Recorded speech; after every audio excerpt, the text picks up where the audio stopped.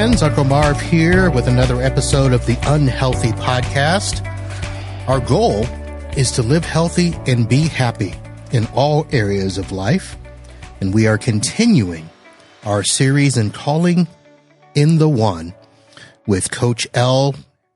And I think this might be the last week 7. Coach, how are you doing? Hi, everybody. I wanted to, it's a couple of days after Valentine's Day. So happy Valentine's. I hope you had a great time. Even if you didn't have a special someone to celebrate, I hope that you celebrated with yourself, giving yourself a gift or a treat or anything that you like. So because loving yourself is part of the journey to get that special person, opening up so that special person will come to your life. Nice. Yep, it is. It was a good Valentine's Day for me. I hope it was for everyone else. And what a good way to end out this series, right around Valentine's Day and week 7, entitled Living Love Fulfilled. So our last visit, we talked about a life worth living and basically identifying, ways to align yourself with your future, and all of that stuff. So, Coach, tell us, what does week 7 really mean when it talks about living love fulfilled? So it's now the week 7. It's all about what you have learned about yourself and what you like to manifest in your life, in your love life and your life, based on understanding who you are, what has been your limiting belief that you discovered, and now looking and seeing and feeling the present possibilities that is coming to your life. Are you ready? Are you willing to look at them and see these are the new possibilities that you are manifesting? What has changed throughout this 6 weeks that you went deep inside and found out exactly what has been holding you back? What was your limiting beliefs about yourself, about relationships, about love, about past experiences, and looking and seeing if you're with new possibilities that is presenting to you, are you able to see it, feel it, and actually recognize it? A lot of my clients, when they get to this point, they truly look different when we talk on Zoom. All right. So looking back, when we talked about the difference between week 6, life worth living, and week 7, does there come a point where we try to look at some practical ways that we can show this love to others? We spend a lot of time on ourselves, but is there a way that we can actually show that practically to the people around us or to the one? Yes. So there is now, when you kind of worked on yourself and understand and you're loving yourself, it would be easier and more, you'll be more open to express your love and love others because you have found out exactly where you are in your life and where you want to go in that, the love that you're going to bring to your life. So yes, it becomes easier. You become generous with the love and, generous with, giving love and getting love. Before it was all those negative, feelings that you had from the past experiences. But now it's a different way of being because you have actually made peace with those feelings. So it becomes much more easier to look and see and feel where you are in loving yourself and being able to love others. So you had mentioned earlier, it's a time to look at what has changed. So I assume that there's a way to go back and, look at notes that were taken and kind of do a comparison where I was, where I am, and that sort of a thing. what should people expect when it comes to looking back? Are your people usually surprised at how far they've come? Yes. So I can give you an example. I had a client that was not very interactive with people. And then we did some exercises that she will be more open and smile more, even just invite people, just saying hello. So at the last, and she wrote me a testimony at the end, and it was interesting to see that kind of young lady who was really not very inviting, that bring people to their life because of the past experiences that she had in interactions with her boyfriend in the past. So this time she exercised and she really interacted with people from that deeper part of her that wanted to open herself up to receive love without her walls that being up there all the time.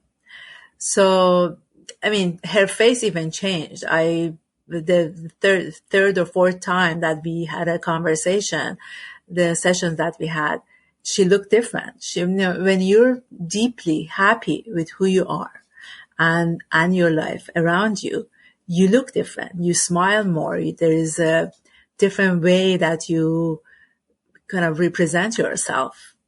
So yes, there is, and people around you will tell you, what have you done to yourself? Did you lose weight or I don't know. It was just like, she said that. She said her friends were saying, okay, what has changed in you?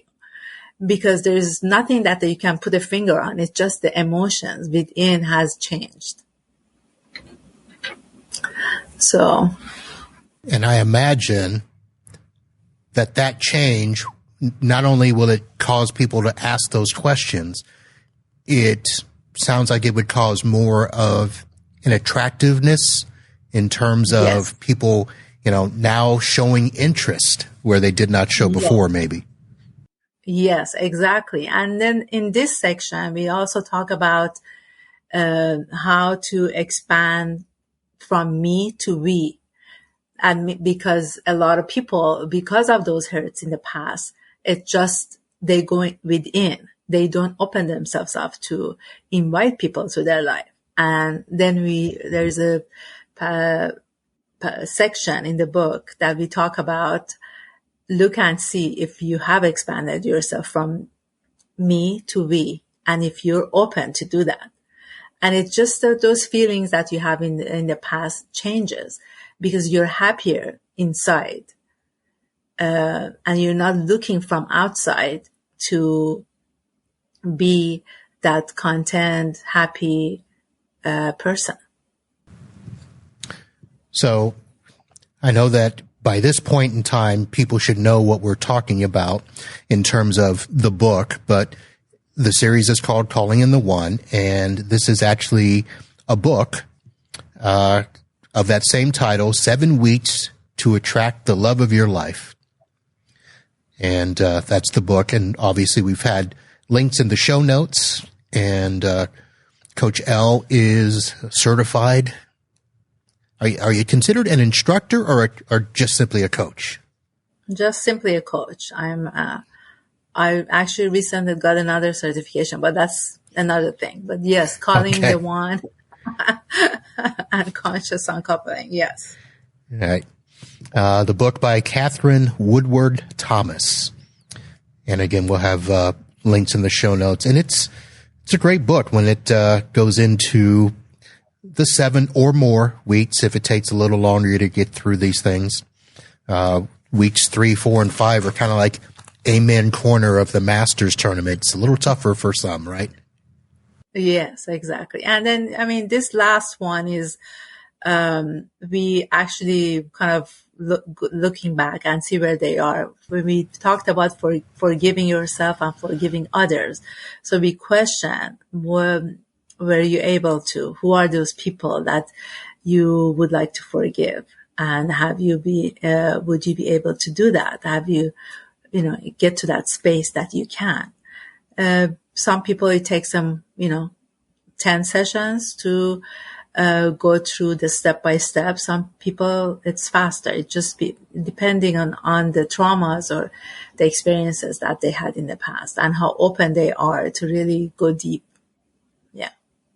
Now, I didn't press you on a lot of the sessions and a lot of the activities, but let me go back and ask if you were supposed to forgive, say, 7 people on the list that you made, back in week, what was that, week 4 or week 3? No, 4. No, week 2. Week 4? Week 4? Yeah. So let me ask, can you get to week 7 if you aren't able to complete that forgiveness act for all 7 people? Maybe you got 5 of the 7 done? Yeah, that's fine. I mean, the main thing is to forgiving yourself. You know, that, I think we talked about that self-love, that mirror work that you tell yourself that I love you in the morning. That part is the essential part because, people who cannot say that I love you to themselves in the morning, there is something, deep inside that doesn't let them to do that. That means that they don't love themselves. So there are that forgiveness part. Even if they have done anything in the past, and that part of forgiving yourself, that's a key first step to forgiving others, because then, and you don't have to forgiving others. It's based on if you want to have that interaction with them, if somebody, your family member that you want to have that interaction with, then the second key is to put boundaries from now on, because you haven't done it in the past, and it will make that a relationship easier and more fulfilling. And asking yourself, if I would like to do this, say that, go there, before you interact with those people that you want to forgive, that you have forgiven. Right. So at this point too, I have to ask also, people get to week 7, they've experienced this radical change, life is happier. What are some things, or do you have exercises in the book or in a workbook or something to provide boundaries or guardrails so that we don't slip back, in a sense? Because I'm thinking that, we may think that we're there, we've arrived, but we don't obviously want to fall back into, self-sacrifice isn't the right phrase, but I'm trying to think of something where we've become enlightened ourselves and we know how to free ourselves, but we don't want to strangle what we have going forward, right? Right. So you're talking about patterns. So you don't want to go to the old patterns. Right. Yes. So it's, Marv, it's everyday work. It's I still do that. I still meditate. I still go for a walk just to make sure that I'm consciously stepping into the day, and having, specific boundaries for the people that I work with or, I interact with. It's just being very conscious and asking yourself on a daily basis, that if I want to do this or not, if and if somebody or something happens and you feel that sadness, the anger, whatever feeling that you get, it's okay. Just understand. The exercises that we did in week 3, like understanding your feelings, befriending your feelings, sit with your feelings. There is those exercises that we worked on before that they always can use. So yes, it will, it's an everyday work. That's all I can say. Okay. And just in case somebody has stumbled upon the podcast out of order, just to recap quickly, week 1 is preparing for love. This is where we talked about identifying those patterns in life, that have probably been holding you back. Week 2, completing your past, identifying internal resentments and experiences. Week 3, transforming your love identity, kind of looking at maybe those false beliefs, those anchors that may be keeping us, disappointments. That was the word I was looking for. All of that. Week 4, setting your course and identifying those things, not only holding you back, but the things that you're willing to let go of. Week 5, first things first. Week 6, a life worth living. And here we are, week 7, living life fulfilled. So obviously day by day, kind of, if we feel ourselves slipping, we can kind of go back and revisit any of these weeks. But what would be the next step going forward? It's not something where you got a piece of paper, I graduated, I'm done. What are the next steps? Yes. So, I don't know if you remember or not, but we did a intention at the beginning, of the work that we're doing together, or when you read the book or work with me, what's the intention? What is your intention? And, my clients will write the intention. After 2 weeks, sometimes, they change it, update it, or they add more stuff to it. And so I keep that intention with them, for them. And when we start each session, I read that intention and I make sure that they remember, and that's where they are. So at the end of our sessions, like 7 or 10 or whenever is the last one, we look at the intention again. And if they want to change anything or keep that intention going, so that's the key of being the commitment that you give to yourself, that I'm committed to stay the course, stay with, loving with who I am, and opening myself up to receive love. So it's a commitment. So we look at the commitments, and maybe they can jot down the commitment at the end of the sessions and make sure every day they look at it. And that's the commitment that they have to themselves. All right. So along with commitment comes accountability to some degree. Do you have situations where some people, they've gone through their 7 weeks, but they want to check in from time to time and assess where they are and get some guidance? Yes, I do have some people that I have some clients they would like to meet on a monthly basis. And whatever comes up, we process, we talk about it,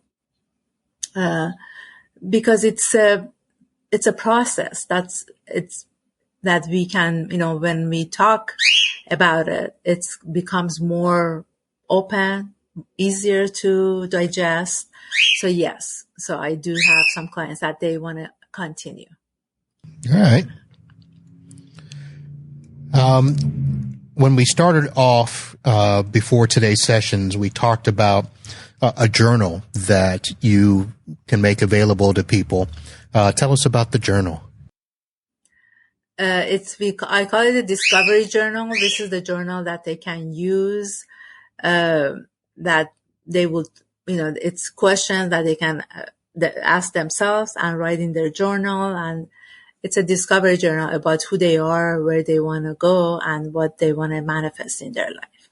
I'd be happy to actually give you the link so you can offer it complimentary to the listeners. All right. Now, this sounds like something that probably should have been done before starting the 7 weeks, but is that something that could be done at any time? Yes, because, we change. Maybe another year or 2 years, our intention changes. So the discovery can be used anytime. Yes, it would be nice to start with that discovery journal. But then you can use it every month, every 6 months, every year. Yes. I'm sorry, that just made me think of something that I was going to ask you before.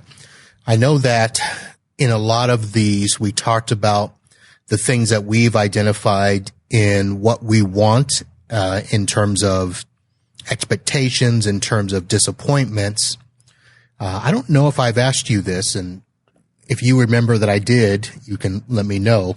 But what if we found out that we're the ones that are the problem? We're the ones that are either too demanding or, I don't want to say abusive, but what if we're the ones that are causing all the roadblocks to other people? Is that sort of the type of stuff? Do you get to that in some of these earlier weeks? Because we've always talked about, what we want to attract. But I just, for some reason, just now thought, what are we putting out? Exactly. So yes, we talk about that on week 3. So those limiting beliefs, let's say when we said, I am not, everybody leaves me. I'm not good enough. Something, those negative beliefs that we have. It's different for different people. So this is the time that we look and see how it was these negative beliefs about ourselves has come. We kind of grabbed it and hold it for like 20, 30, 40 years. And it's usually from those younger past experiences, from those childhood traumas that we had or anything that at that time. So we talk about it on week 3. So now you said, what's the percentage? Yes. So let's say if I say that I'm not good enough or nobody wants to associate with me. And then we look at the behavior of that person and we'll see if somebody says that I'm always alone, we look at it and we see, oh my God, when people invite you to go to the party, if they invite you to go to different places, you don't go. Out of 10 times, maybe you go 1 time. So that's why when you say that you feel alone, that 2% is yours because you didn't put the step forward to associate with other people, to interact. And that's why, people ask you to go out or have interaction with you once, twice. If you had asked you 10 times and you say no, they're not going to ask you anymore. So that's what it is. Yes, there's 2% usually. It's on our side that we look and see. You know what, Marv? It's more, we go deeper with when we talk about it in the conscious uncoupling. Oh, yes. I hope I never have to go through that, but that should be a journey that you and I talk about for people that are going through that struggle and, having to make that decision, how to do it in a healthy way. Yes. So, I can give you an example of me. I'm okay with that. Okay. So when I went through, my journey and looked at my interaction with my ex, I realized that, I never communicated what my needs are. And I was not able, because I didn't know what my needs are. First of all. Second of all, and if I knew, I was not able to communicate because of my past experience. I felt that I have to give without receiving. And I wanted to make sure that he would stay with me. So I gave and gave, overgave. Okay. And that was my mistake. So that was my mistake that I did not. So when I realized that, it was just like a new opening in my life. And I said, oh my God, no wonder why this didn't work out, because I never said anything about my needs. I always said, okay, what do you need? And I would fulfill it. And that was it. A lot of people are people pleaser like me. Not anymore, but yes. Well, and that's kind of a stereotype that we grew up with, where women were always sacrificing themselves and making sure that the man was happy instead of making sure that yours was what? But mine was a little bit different. I can give you my story. But Okay. yes, you're right. It's known that women are there and that's what they do. But mine was a little bit deeper than that. When I was 6, I'm originally from Iran. My grandmother, which was my first caregiver, actually like my mother, left Iran, moved to US without telling me. So I found out later that she moved to another country. And so what happened was my assumption, because she left me, was that, whoever I love, they're going to leave me. So I do anything and everything for them not to leave me. So that was my negative part of my assumption from that. Wow. Was that a recurring thing that happened where people in your life just disappeared or left? Or was it just manifested? So it was in my head, I would manifest it. And then a lot of times I would leave them before, because anything small thing happens, I would leave them before they leave me, because I was wondering if they're going to leave me. Yeah. That was my pattern. Mm. Yeah. That makes sense, where a lot of people who date and date and date and then never commit because they're just afraid of getting to that point where, well, yes, once I commit, it'll be over. Yes. Yeah. So we have to look and see. Yeah, exactly. So it's a deeper reason always. Very interesting. Yeah. Well, Coach, I'm glad you shared that. Thank you. You're welcome. Sure. Yeah. So folks, that's the type of stuff you can get when you head over to hearttoheartcoaching.org and sign up to go through this for real and get yourselves on track. Calling in the one. There's so many things that, trying to go back and look at all the things that we've talked about, and we just certainly did not get into them as deep as we could have.